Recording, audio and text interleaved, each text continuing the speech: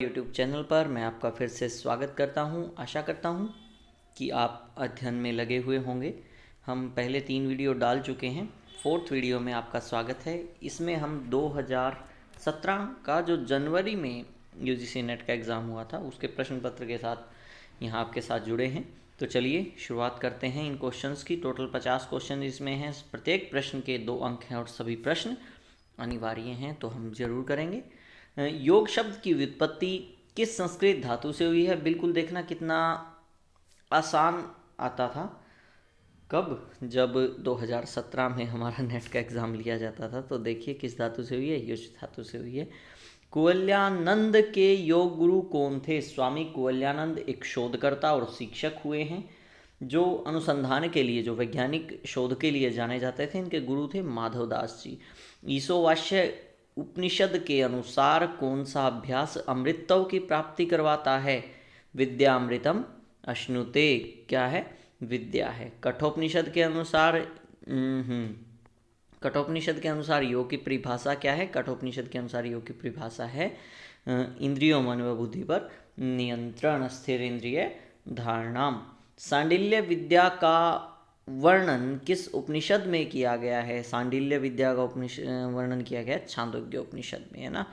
उसके बाद जलान के बारे में बताया गया है। पतंजलि के अनुसार दुख की निवृत्ति का उपाय क्या है? यानी हानोपाय क्या है? व्याख्याति। ये चतुर्व्यूहवाद से है। हे हेतु, हान और हानोपाय, ये 4 चीज़ें थी। उनसे क्वेश्चन ये रिपीट भी हुआ है, तो आप इसे देख लेना, है ना। 7th क्वेश्चन, सिद्ध सिद्धांत पद्धति में आसनों की संख्या कितनी है? बड़ा ट्रिकी क्वेश्चन है, लेकिन संख्या है 3। हठ रत्नावली के अनुसार महायोग के प्रकार कितने हैं? महायोग के प्रकार हैं 4। कौन कौन से? किन किन को महायोग इन्होंने कहा है? चित्त की वृत्तियों के निरोध को। और उसके अलावा कौन कौन से महायोग के प्रकार हैं इसमें? मंत्र योग, लय योग, राजयोग और हठ योग। 9th क्वेश्चन, भुजंगीकरणी प्राणायाम का निम्नलिखित में से किस ग्रंथ में वर्णन है? 9वें प्राणायाम के रूप में हठ रत्नावली में इसका वर्णन किया गया है कि कंठेन पुरियेद वायुम रेचेत कंठनालतः भुजंगीकरण चेति कुंभको नवः समृतः। चलिए 10वां क्वेश्चन, निम्नलिखित में से सिद्ध सिद्धांत पद्धति में किस चक्र का उल्लेख किया गया है? तो कौन कौन से चक्र हैं? एक तालु चक्र है, एक आकाश चक्र है ना। तो इसका आंसर सीधा सीधा कौन सा आ गया? 2nd और 3rd इसका आंसर आ गया ऑप्शन बी। ठीक है, क्योंकि सहस्त्रार और सूर्य चक्र का वर्णन इसमें नहीं है। शरीर की सबसे बड़ी ग्रंथि, बड़ा ईजी सा क्वेश्चन पेपर है, लीवर। क्यों? यह बहिस्त्रावी ग्रंथियों में भी आता है और सबसे बड़ी ग्रंथि है लीवर जिसे कहा जाता है। अगला, पर्नीशियस एनीमिया निम्नलिखित में से किसकी कमी के कारण होता है? पर्नीशियस एनीमिया किसकी कमी के कारण होगा? ये होता है जी साइनोकोबालामीन की कमी के कारण। साइनोकोबालामीन की कमी के कारण। आयुर्वेद के अनुसार सम दोष समग्निश्च सम धातु मल क्रिया, है ना। प्रसन्नात्म इंद्रिय मन स्वस्थ से इत्यभिधीयते। स्वस्थ के लक्षण या स्वास्थ्य के ये लक्षण किसने बताए? आचार्य सुश्रुत जी ने ये हमें बताए थे। क्रिस्मर के अनुसार व्यक्तित्व का कौन सा प्रकार वर्णित किया गया है? इनमें से है पिकनिक टाइप, है ना। स्थूलकाय प्रकार जो है वो क्रिस्मर ने दिया था। वो कौन कौन से थे? 4 टाइप इन्होंने दिए थे। एक पिकनिक टाइप, एक एस्थेनिक टाइप, एक पुष्टकाय यानी एथलेटिक टाइप, और एक डिस्प्लास्टिक टाइप यानी विशालकाय प्रकार। ये 4 प्रकार उन्होंने दिए थे। तो उनमें से कौन सा पिकनिक टाइप ये क्रिस्मर ने दिया था, याद रखें। अगला क्वेश्चन, कपालभाति अभ्यास का मुख्य चिकित्सकीय लाभ क्या है? किसको दूर करता है? क से कपालभाति, छोटी सी ट्रिक भी थी, और क से कफ संबंधी जितने भी विकार होते हैं उन सबको कपालभाति दूर करता है। हठ प्रदीपिका में प्राणायाम के अभ्यास का टाइम क्या बताया है? 4 बार करना चाहिए, मॉर्निंग में, आफ्टरनून, इवनिंग में और मिडनाइट यानी प्रातः, दोपहर को, सायंकाल को और अर्धरात्रि में। योग कक्षा आमतौर पर किसके साथ प्रारंभ की जाती है? बिल्कुल जी, योग कक्षा आमतौर पर प्रार्थना के साथ शुरू की जाती है। वेदांत के विख्यात 3 आचार्य कौन कौन से हैं? एक तो शंकराचार्य, रामानुजाचार्य और मध्वाचार्य, क्योंकि नारद जी वेदांत के नहीं थे आचार्य। चलिए अगला क्वेश्चन, 19वां क्वेश्चन, योग वशिष्ठ के अनुसार मोक्ष की प्राप्ति के स्तंभ 4 स्तंभ थे, जिन्हें मोक्ष के 4 द्वारपाल भी कहा जाता है। तो वो 4 द्वारपाल कौन कौन से थे? कि शांति, विचार, संतोष और साधु संग। तो इनमें से कौन कौन से हैं? संतोष और विचार।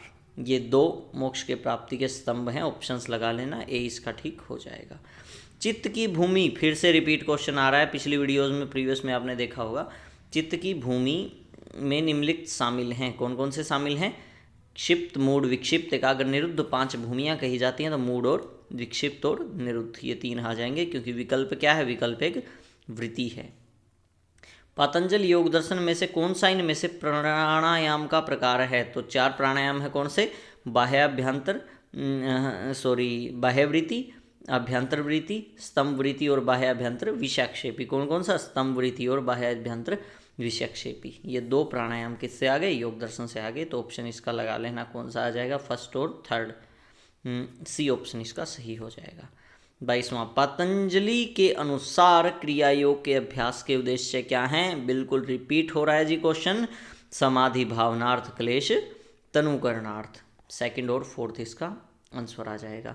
ठीक है जी। सिगमंड फ्रॉइड, साइकोलॉजी से अगला क्वेश्चन, मॉडल के घटक कौन कौन से हैं? ईड, ईगो और सुपर ईगो, है ना। तो कौन कौन सा? इदम, अहम और पराहम। 3rd, 2nd और 4th इसका आंसर आ जाएगा। तो 20 का आंसर आ जाएगा, है ना। ईड, ईगो और सुपर ईगो। हठ प्रदीपिका के अनुसार, ये थोड़ा गूगली क्वेश्चन जो मैं बोलता हूँ, इसके 2 ऑप्शन सही हो सकते हैं, क्योंकि हठ प्रदीपिका के अनुसार पथ्य में कौन कौन से हैं? सुंठी, पटोलक, यव, षष्टिक, शोभनानम करके ऐसे वो श्लोक है। तो ये भी आ सकता है इसका आंसर। 2nd और 3rd भी हो सकता है, पर लेकिन एनटीए ने इसका 1st और 3rd आंसर माना था। 1st और 3rd, है ना। मास अपथ्य में आता है, उसके अलावा ये तीनों के तीनों पथ्य में आते हैं। अगला 25वां क्वेश्चन, केंद्रीय तंत्र, सेंट्रल नर्वस सिस्टम के 2 मुख्य भाग कौन कौन से हैं? बिल्कुल बच्चों वाला क्वेश्चन, मस्तिष्क और मेरु रज्जु। क्योंकि ये पेरिफेरल नर्वस सिस्टम का पार्ट है, सेंट्रल नर्वस सिस्टम का पार्ट नहीं है। और उसके बाद आगे आते हैं, उच्च रक्तचाप में क्या क्या जोखिम कारक हो सकता है? बिल्कुल जी, मोटापा जोखिम का कारक हो सकता है। स्ट्रेस लेना और धूम्रपान करना, टहलना जोखिम का कारक नहीं हो सकता, है ना। तो ऑप्शंस आप देख लेना क्या लगेंगे, मैं आंसर आपको बता दे रहा हूँ। इसमें मैं कोशिश करता हूँ कि ज़्यादा टाइम पास ना करूँ, क्योंकि कुछ चैनल्स मैंने इसमें ऐसे देखे थे कि जी हम 3 सोलो करेंगे, 4 सोलो करेंगे, केवल और केवल वॉच टाइम के लिए वीडियो बनाना, उसमें कोई फ़ायदा रहता नहीं है। तो हम कोशिश करते हैं कि एक वीडियो में आपका एक कंसेप्ट अच्छे से हो जाए और एक पेपर तो कम से कम कवर हो, और वो ज़्यादा लंबी भी ना खींचे कि जिससे मतलब आपका टाइम, बहुत टाइम में से टाइम निकाल के तो आप देखते ही हो और वो भी ख़राब हो, तो उसमें कोई फ़ायदा नहीं है ना। साइनोसाइटिस के प्रबंधन के लिए क्या क्या महत्वपूर्ण है? वायु विवरशोथ, इसमें क्या किया जा सकता है? बिल्कुल नेति क्रिया की जा सकती है, कपालभाति की जा सकती है, और अर्ध चक्रासन का, पूर्ण का नहीं, अर्ध चक्रासन का अभ्यास किया जा सकता है। मयूरासन का अभ्यास बिल्कुल इसमें नहीं किया जा सकता। तो 1, 2, 3 इसका अभ्यास इसमें किया जा सकता है। चलिए अगले क्वेश्चन के ऊपर आते हैं। 28वां क्वेश्चन, स्ट्रेस हार्मोन्स कौन कौन से हैं? स्ट्रेस हार्मोन कौन कौन से हो जाएंगे? स्ट्रेस हार्मोन हो जाएंगे जी आपके, एक तो इनका लेवल बढ़ना, पहली वीडियो में इनका वर्णन था, कार्टिसोल और एपिनेफ्रिन, ये दोनों के दोनों आपके स्ट्रेस हार्मोन कहे जाते हैं। मतलब ये स्ट्रेस को बढ़ाने वाले हार्मोन नहीं है। जब आपकी बॉडी में स्ट्रेस होता है, आप फील करते हैं, तो उस टाइम ये हार्मोन रिलीज होते हैं ताकि वो अपना असर कम करें। हठ सिद्धि के लक्षण कौन कौन से हैं जी? स्मरण शक्ति बढ़ना नहीं है, लेकिन तीनों हैं, नेत्र निर्मल होना, शरीर का पतला होना और मुख पर प्रसन्नता होना। हठ प्रदीपिका के अनुसार सूर्य भेदी प्राणायाम का लाभ क्या है? सूर्य भेदी का लाभ क्या आएगा? कपाल शुद्धि और उदर कृमि नष्ट करना, ये 2 होता है हठ प्रदीपिका में सूर्य भेदन का लाभ। किस आसन के अभ्यास के दौरान मेरुदंड का झुकाव पीछे की ओर होता है? मेरुदंड का झुकाव पीछे की ओर किसमें होगा? एक तो भुजंगासन, सूर्य नमस्कार का एक आसन है ये, और इसमें किसमें होगा? धनुरासन में होगा, क्योंकि वज्रासन में प्रॉपर सीधा होता है और पश्चिमोत्तान आसन में आप आगे की ओर झुक जाते हैं, पीछे की तरफ आपका झुकाव नहीं रहता है ना। तो इसका आंसर आप देख लेना कौन सा हो जाएगा, भुजंगासन और धनुरासन, 1st और 4th इसका सी ऑप्शन सही हो जाएगा। अशाब्दिक संप्रेषण, एक ऐसा नॉन वर्बल, लगा लो, नॉन वर्बल संप्रेषण कौशल कौन सा है? इनमें से कौन सा है कि जो नॉन वर्बल है? आंखों द्वारा संपर्क, बिल्कुल, क्योंकि आप उसमें बोलेंगे नहीं। बॉडी की आप कोई भंगिमाएँ बनाओगे, शारीरिक भंगिमाएँ, वो भी ठीक है। व्याख्यान सह प्रदर्शन, इसमें बोलना पड़ेगा। मुख की कोई अभिव्यक्ति आप करते हो तो पहला दूसरा तीसरा 3 हो जाएंगी सही, चौथा इसमें नहीं आएगा। 33 में चलते हैं जी। 33 में क्या बताया गया है, ये आ गया आपका तर्क व अभिकथन, असर्शन और रीज़न। प्रस्थानत्रयी मोक्ष की प्राप्ति का मार्ग है। बिल्कुल जी, प्रस्थानत्रयी मोक्ष की प्राप्ति का मार्ग दिखाता है, बिल्कुल सही कह रहे हो। और उपनिषद, ब्रह्मसूत्र और गीता 3 प्रमाणिक स्रोत हैं वेदांत दर्शन के। तो ये पहले तो प्रस्थान त्रय बताई कि ये 3 चीज़ें मोक्ष प्राप्ति का मार्ग हैं और इन्हीं तीनों को कहा जाता है। तो ये क्या हो गया, ये दोनों सही भी हो गए और इनकी व्याख्या भी सही हो गई। अगला क्वेश्चन करते हैं। मनुष्य का स्वास्थ्य बहुआयामी होता है, बिल्कुल, शारीरिक भी होता है, मानसिक भी होता है, आध्यात्मिक भी होता है और एक और होता है सामाजिक भी होता है। स्वास्थ्य केवल बीमारी या अशक्तता की अनुपस्थिति नहीं, बल्कि पूर्ण शारीरिक, मानसिक और सामाजिक सुख की अवस्था है। बिल्कुल, ये बहुआयामी है ना, तो सारे आयाम यहाँ पे बता दिए, तो सही व्याख्या है और इसकी व्याख्या दोनों सही भी हो गई। अगला, पश्चिमोत्तान साइटिका द्विदृषि को साइटिका समझ होता है, समझ लो क्या। पश्चिमोत्तान निषिद्ध है क्योंकि इसमें आगे झुकने वाले आसन नहीं करने होते। पश्चिमोत्तान आसन आगे की ओर झुकने वाले आसनों का एक प्रकार है और इसमें सभी नहीं करने चाहिए। ठीक है जी, बिल्कुल, मतलब ये दोनों व्याख्या भी सही है और इसमें दोनों बातें भी सही कही हैं। तो इसका आंसर क्या आ जाएगा, ये आ जाएगा। अगला क्वेश्चन करते हैं अभी। शवासन और ध्यान का अभ्यास व्यक्ति की स्मरण शक्ति में सुधार लाता है। बिल्कुल लेके आता है जी, क्योंकि ध्यान मेडिटेशन जितना करेंगे और इससे तो अपने आप बॉडी शिथिल होगी तो स्मरण शक्ति में सुधार आएगा। स्मरण शक्ति होती क्या है, सूचना के संकेतन, संचयन और पुनर्प्राप्ति कि उसको स्टोर करना, पहले मतलब उसको चेक करना, मतलब उसको में संजोना, फिर उसको स्टोर करके रखना और फिर बाद में उसको रिटेन भी करना, उसकी एक प्रक्रिया है। योग के विश्रामदायक अभ्यास कौन से हो गए, ये दोनों हो गए, है ना। तो मतलब ये क्या है, एक दूसरे को सही व्याख्या प्रस्तुत कर रहे हैं और लाइन भी दोनों सही हैं। ठीक है जी। अगला, इनका क्रम बताना है आपको। जिस प्रकार वेदों के उपखंड थे, जो जितने 4 उपखंड कहे जाते हैं, उनमें जो दृष्टिगोचर हुए थे, उत्तर देने के लिए कूट का प्रयोग करना है। कौन कौन से हैं ये, तो इनका क्रम कुछ ऐसे है। सबसे पहले है संहिता, उसके बाद ब्राह्मण, उसके बाद अरण्यक और अंत में आते हैं उपनिषद, वेदांत जिनको कहा जाता है ना। क्या हो गया, संहिता, ब्राह्मण, अरण्यक और उपनिषद। तो इसका आंसर आ गया 4, 3, 2, 1, फोर्थ यूनिट आ गई। भगवत गीता के अनुसार तत्वों को क्रम में लगाना है। भगवत गीता में श्री कृष्ण क्या कहते हैं, तो क्रम में लगाना है कि सबसे पहले क्या होता है, हमारी इंद्रियों में, इंद्रिय विषय जो होते हैं हमारे, उनमें लिप्तता होती है। उन लिप्तता होती है ना हमारे इंद्रिय विषयों में, और लिप्तता होने के कारण क्या होती है, हमारी उनमें आसक्ति बढ़ जाती है। जब आसक्ति बढ़ जाती है, आसक्ति बढ़ जाने के कारण हमारा उनमें कामना उत्पन्न होती है, और जब कामना पूरी नहीं होती तो अब हमें क्या आता है, क्रोध आता है। और इन्हीं 4 चीज़ों के बाद अगला श्लोक श्री कृष्ण क्या कहते हैं, फिर उस क्रोध से, क्रोधाद भवति सम्मोह, सम्मोहात स्मृति विभ्रम, स्मृति भ्रंशात बुद्धिनाशो, बुद्धिनाशात प्रणश्यति, और बुद्धि के नाश से फिर प्राण का नाश हो जाता है। ये 8 चीज़ें हर बार पूछी जाती हैं, ये आप इसको ध्यान रखें। उसके बाद बताया कि तत्वों को उद्भव के क्रम के अनुसार लगाइए, कि क्या आ जाएंगे, सबसे पहले आकाश, फिर वायु, उसके बाद अग्नि, उसके बाद जल और अंत में पृथ्वी। उसी हिसाब से तन्मात्राओं की अगर बात करें, शब्द, स्पर्श, रूप, रस और गंध। ठीक है जी।